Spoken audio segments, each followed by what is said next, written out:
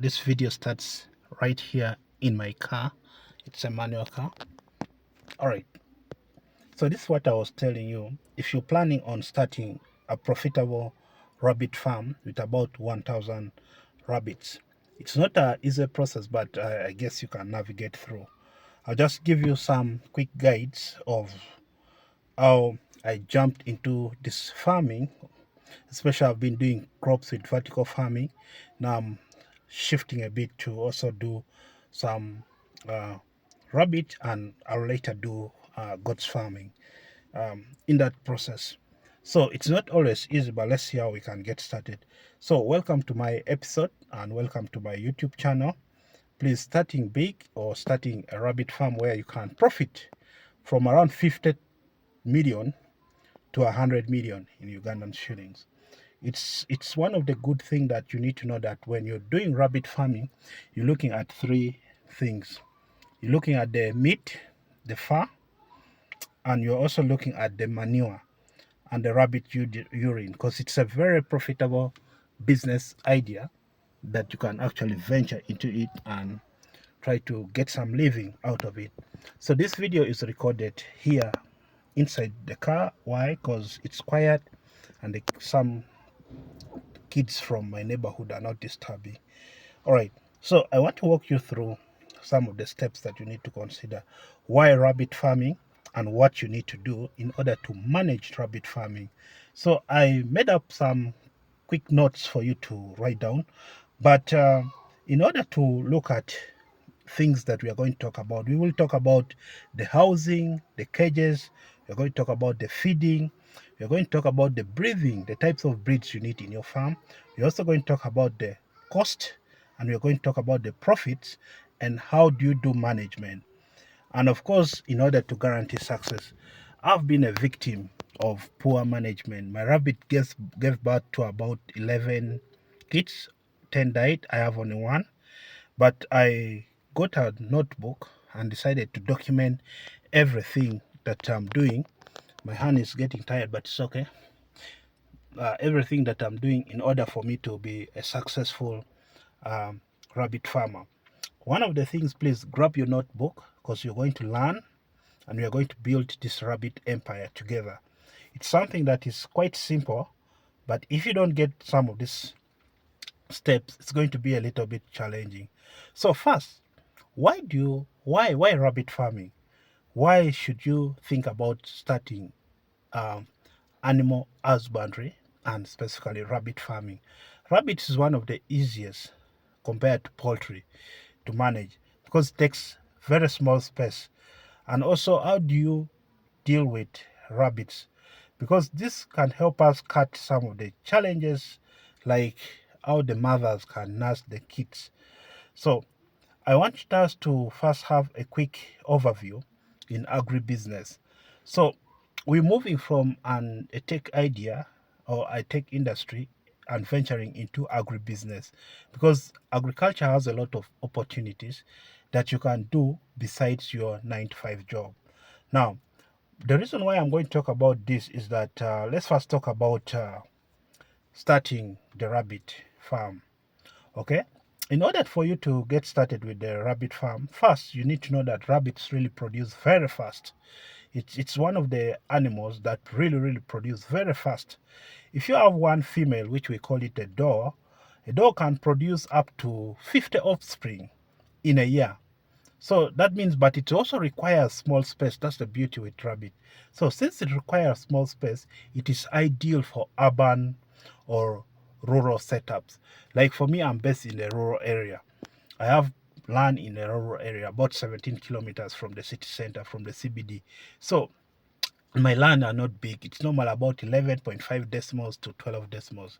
Right now, I have two title lands, which one of them is going to be for farming, and of course, one of it is going to be for my residential apartment. That I already drew the plan. I will show you all this progress that we are making. So why rabbit farming?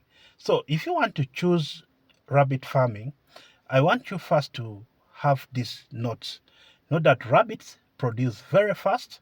One female doe can produce up to 40 to 50 offsprings in a year. And also, they require small space. It is ideal for urban areas or rural setups. Um, it's also one of the things that you can easily uh, quickly jump into the market through these social media platforms within 1 or 2 years.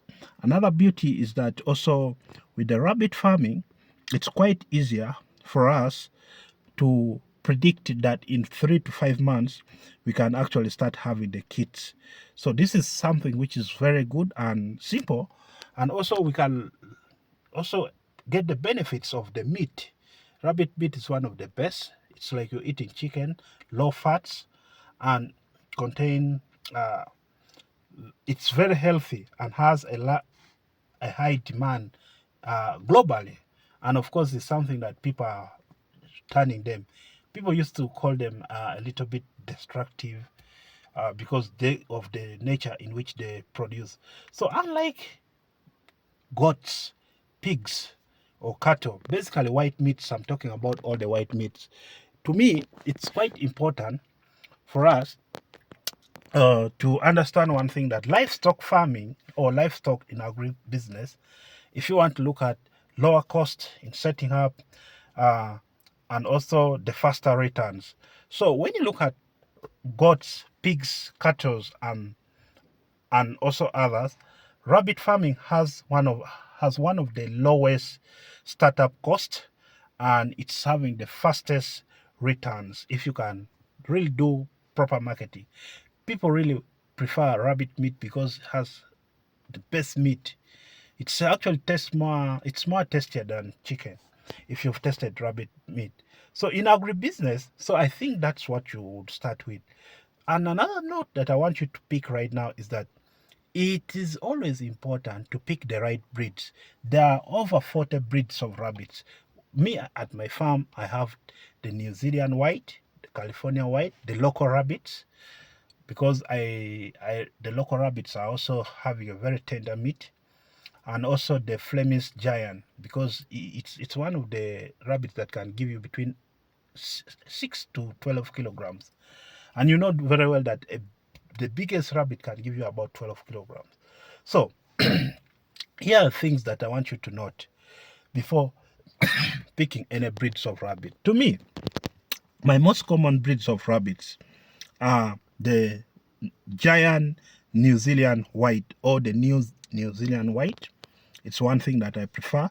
Then the giant California white. There's also the chinchilla, and then also we have the Flemish giant. So those are the key rabbits that I would pick at any one moment, any day, any time, because I know one thing: they are very big and people love them. So there are 4 breeds I would pick: the giant New Zealand white, the giant California white, the giant chinchilla, and then the Flemish giant. The Flemish giant is the biggest. So it's actually it's large in size. And why am I picking them? Because you see, when I'm picking the New Zealand white, is that it grows very fast, and it's very fertile. The fertility is quite high with the New Zealand white. That's why I picked the New Zealand white. There's also the California white. I think it's excellent for meat quality and adaptability to warm climate. These rabbits, they have like some brown thing in there here.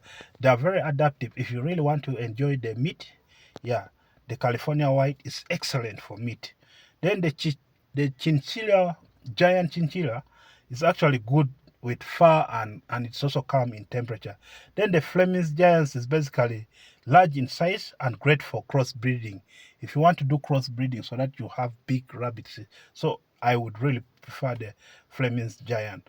So there are so many, but me, I always do 4 species at my farm. So how do you get some tips to have about 1,000 rabbits? You know, in Uganda here, the minimum you can sell one rabbit is 50,000. If you have 1,000 rabbits, that's 50 million. And 50 million, you're almost competing with someone who is earning salary of 5 million every month, minus taxes. So that's if you do your proper marketing very well. So how many breeders do you need in order for you to get 1,000 rabbits. You need about 200 breeding, and of course, where each gives you about 40 bucks. So this can scale up and multiply up to 1,000. In order for you to reach 1,000 rabbits, you need to have 200. And 200 you can have it in a year. So in a year you can have 1,000 rabbits. In 2 years you can have 2,000 rabbits. So it's something that multiplies very fast. Now let me talk about the one which takes a lot of cost, the housing, which is normally the cages. There are two types of cages: the local and then the imported one. Because these imported one are not locally available. Even when you go to the for us here we call them container village, where they sell agricultural products. So it's something which is quite difficult. So the housing is the one that takes a lot. And let's talk about this housing where the rabbits will live and thrive. So for your rabbits to live and thrive, it's very important. One, you need to look at the key locations. You need water, and you need also to have where you can get the rabbit pellets. And also my rabbit eats a lot of collards which are called skumawiki. So you also need a drip system, and you also need something that can also keep the urines down, so you can have the urines automatically collected into a central point, which can also be used as manure. So for the adult rabbits, if you want to construct the cages can be 2 feet by 1.5 feet. So one thing I've realized is that if you want to have about 200 cages, so you need 2 feet by 1.5 feet. So that's where you would also have the nesting box for the one which are actually nursing, the one which gives birth, because I'm only talking about the structure. So these structures can be in terms of the arches, the cages, and also you need a deep litter system, basically to help maintain or bring water. Now that's something that you really need to focus on so that you can benefit from this rabbit farming. So I'm also going to talk about the materials. You can use the wire mesh, which is kind of like long lasting, which are coated with which have coating, anti-rust coating, so that they do not rust faster. Timber, you can treat the timber, or you can also have the metal frames. Those are the great ones: timber, metal frames, and you also need some mesh for flowing so that the droppings can fall down. Please do not use any other mesh which is not designed for rabbits, because it's going to be expensive for you. Then you can also have some plastic floor which prevents them from slipping onto the droppings. So now let me tell you something about the rabbit farming housing, is that you need to make it clean. The floor needs to be clean. The feeding, you need to keep records. Record keeping is very important if you want to know when your rabbits are going to produce.